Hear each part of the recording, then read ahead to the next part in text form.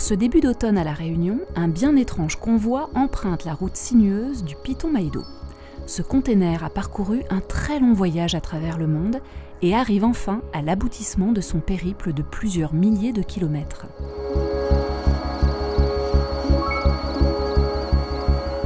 L'île de La Réunion accueille depuis 2012 un observatoire dédié à l'étude de l'atmosphère et du climat. À plus de 2000 mètres d'altitude, cet observatoire est situé à l'intérieur d'un parc national, dans un environnement particulièrement isolé.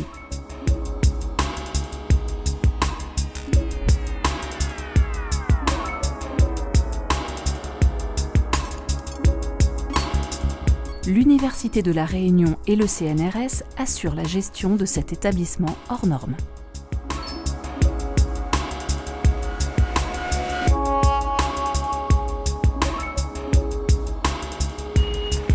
L'étrange convoi arrive enfin à sa destination finale et une foule de journalistes et de scientifiques sont conviés pour l'occasion.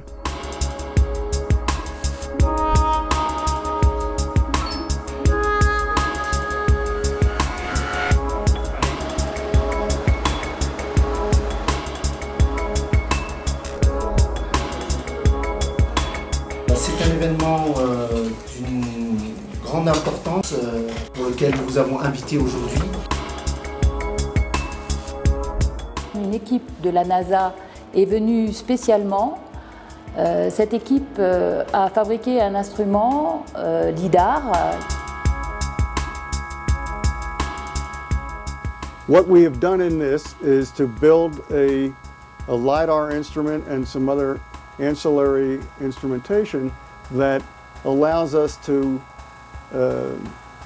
participate in campaigns such as the one that is going on here at Maido in order to essentially establish the credibility of data that is generated in this type of an environment. C'est un instrument qui est venu dans une station du sud de la France. Il y a l'Observatoire d'Hauts-de-Provence aussi qui fait partie du réseau NDAC, qui est allé à Hawaï aussi. Il est allé en Nouvelle-Zélande dans la station de Lauder. We're sitting in here in a container that colleagues and myself at Goddard have put together a mobile laboratory that is used within a major atmospheric science network known as the Network for the Detection of Atmospheric Chemical Change. Le réseau NDAC est un réseau international de surveillance des changements atmosphériques et qui est composé d'à peu près 70 stations. Pour entrer par la grande porte dans ce réseau prestigieux, les instruments du Maïdo devront passer le test de la campagne qualificative Morgan. L'intérêt de la campagne Morgan, c'est d'accepter le Maïdo, la station du Maïdo, dans le réseau NDAC. C'est un peu mon rôle en tant que juge de cette campagne, de comparer les résultats des différents instruments.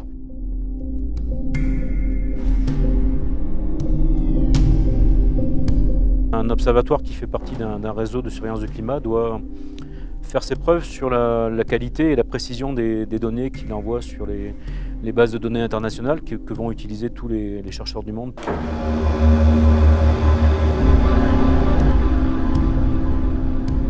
Les instruments LIDAR de l'Observatoire du Maïdo permettent d'ausculter à distance l'atmosphère. Ils utilisent pour cela des lasers de grande énergie. Alors pour mesurer l'ozone à très haute altitude, on a besoin de deux longueurs d'onde, d'émettre deux longueurs d'onde. Une longueur d'onde qui va être très absorbée par l'ozone à 308 nanomètres et une longueur d'onde très faiblement absorbée par l'ozone à 355 nanomètres. Donc là, je vais les mettre en route tous les deux.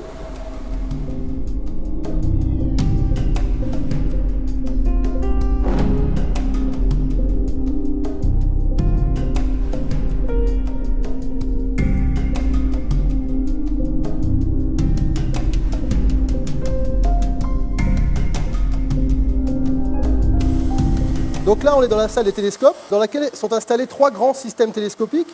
Ces systèmes télescopiques sont constitués de miroirs. Comme par ici, nous avons 4 miroirs de 50 cm de diamètre chacun. Ces miroirs sont orientés vers le haut, verticalement, et viennent collecter les photons qui sont rétrodiffusés par l'atmosphère. Les lasers que l'on a vus tout à l'heure émettent les photons verticalement dans l'atmosphère. Ces photons rebondissent, entre guillemets, sur les molécules de l'air, puis redescendent vers ces miroirs et ils sont collectés. Philippe Kécut, chercheur spécialiste des lidars, et Nicolas Marchesto, responsable technique de la station, règlent ensemble le plus gros système lidar de l'observatoire, dédié à la mesure de la température et de la vapeur d'eau. Un miroir hors norme de 1,20 m et 2 lasers couplés d'une extrême puissance en font l'élément majeur de la station. Alors ce lidar 1200, c'est un des plus grands instruments de ce type jamais construit. Ça nous permet d'atteindre des performances d'une part sur la mesure de la vapeur d'eau jusqu'à la stratosphère, ce qui n'existait pas jusqu'à présent, et de poursuivre les séries de température, mais à des altitudes qui vont monter à plus de 100 km d'altitude.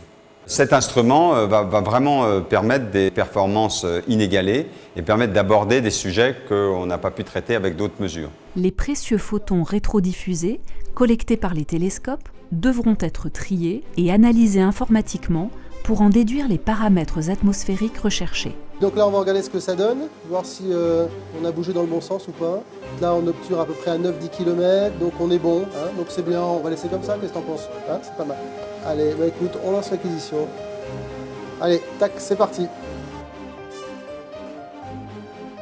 Il est important, quand on veut surveiller et observer le climat, d'avoir une répartition assez homogène des observatoires dans le monde. Il y en a à peu près une vingtaine en Europe, dans l'hémisphère nord. Par contre, il y en a très peu dans l'hémisphère sud. On peut considérer que dans la zone tropicale du globe terrestre, l'observatoire du Maïdo est quasiment le seul observatoire pour le climat. L'affiliation NDAC pour l'Observatoire du Maïdo à La Réunion est extrêmement importante pour les scientifiques du monde entier car ils pourront utiliser ces données comme ils utilisent les données des autres stations pour faire des études globales, des études de long terme. Ce qu'on voit sur la comparaison des deux profils LI 1200 et Strauss, il y a un très bon accord. Tous les jours, les résultats des comparaisons sont présentés par le juge-arbitre aux différents responsables d'instruments. Les scientifiques pourront alors effectuer les ajustements nécessaires.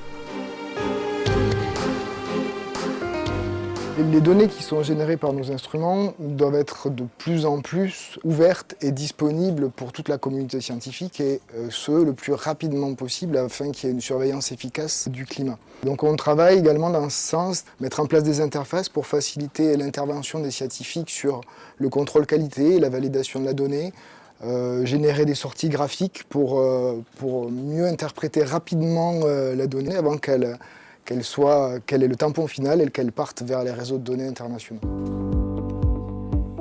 Durant plus de 3 semaines, les chercheurs vont comparer sans relâche leurs mesures. Plus de 60 sondes sous ballon seront lâchées de jour comme de nuit.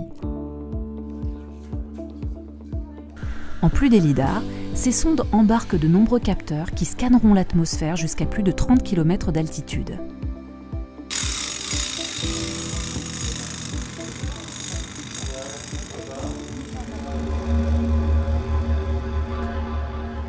Après plusieurs mois de travail d'analyse, les premiers résultats sont très prometteurs. Les objectifs principaux, c'était d'intercomparer nos lidars avec ceux de la NASA pour pouvoir les valider et les faire labelliser ou relabelliser dans le réseau international NDAC. Le bilan est très positif puisque les intercomparaisons ont bien fonctionné, déjà les lidars ont bien fonctionné, et l'accord est tout à fait satisfaisant entre les différents types d'observations qui ont été faites. On voit ici l'intercomparaison entre le lidar ozone troposphérique et les sondes ozone qui ont été lâchées simultanément au tir lidar. On voit qu'il y a aussi un bon accord. Et lorsqu'on regarde la même chose pour le lidar ozone stratosphérique, eh bien on voit qu'il y a vraiment que ça colle parfaitement entre les différents moyens d'observation. De ce point de vue-là, la campagne Morgan a été un vrai succès. L'Observatoire du Maïdo héberge quantité d'autres instruments dédiés à l'étude de l'atmosphère.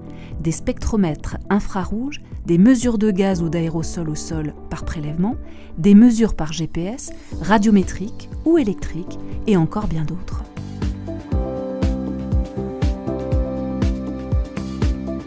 Tous ces instruments permettent de garder l'atmosphère en permanence sous surveillance, depuis le sol jusqu'aux confins de la mésosphère, et font de la station du Maïdo un observatoire unique dans l'hémisphère sud.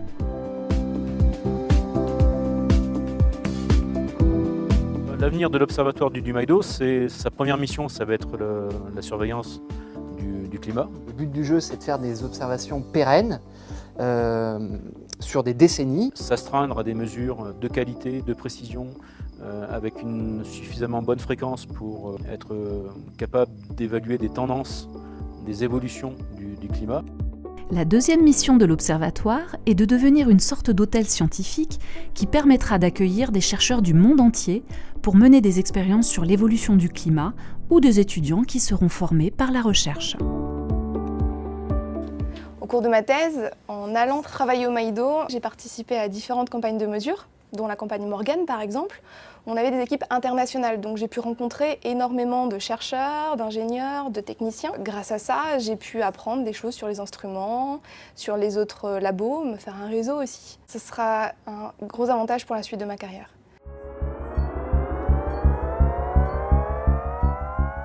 En fait, le Maïdo permet de mettre en œuvre des campagnes qui vont à la fois du sol, dans la troposphère, dans la stratosphère et dans la mésosphère, c'est-à-dire que toute la colonne atmosphérique est étudiée.